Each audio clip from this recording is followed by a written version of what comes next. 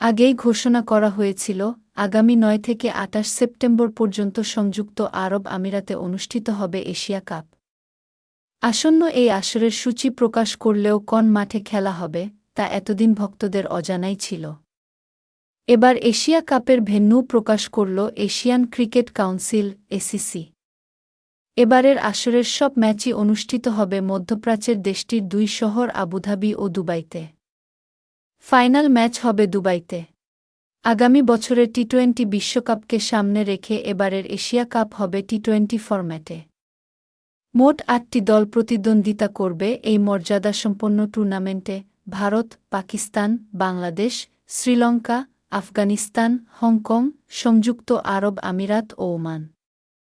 দলগুলো ২টি গ্রুপে ভাগ হয়েছে। পাকিস্তান, ওমান ও সংযুক্ত আরব আমিরাতের সঙ্গে এ গ্রুপে আছে ভারত।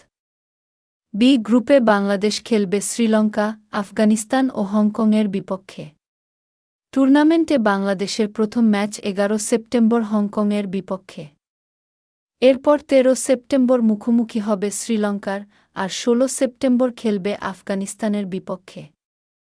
টাইগারদের সবগুলো ম্যাচই হবে আবুধাবিতে। এ গ্রুপে ভারত, পাকিস্তান, সংযুক্ত আরব আমিরাত ও ওমানের ম্যাচগুলো হবে দুবাইয়ে। ১০ সেপ্টেম্বর দুবাইতে স্বাগতিক আমিরাতের বিপক্ষে টুর্নামেন্ট শুরু করবে ভারত। ১৪ সেপ্টেম্বর হবে ভারত-পাকিস্তান হাইভোল্টেজ ম্যাচ। এরপর ১৯ সেপ্টেম্বর ওমানের মুখোমুখি হবে টিম ইন্ডিয়া। প্রথম রাউন্ড শেষে দুটি গ্রুপ থেকেই সেরা ২ দল যাবে সুপার ফোরে। এই পর্ব শুরু হবে ২০ সেপ্টেম্বর। এরপর ২৮ সেপ্টেম্বর দুবাইয়ের মাঠেই হবে ফাইনাল। মূলত ভারতেই হওয়ার কথা ছিল ২০২৫ এশিয়া কাপ।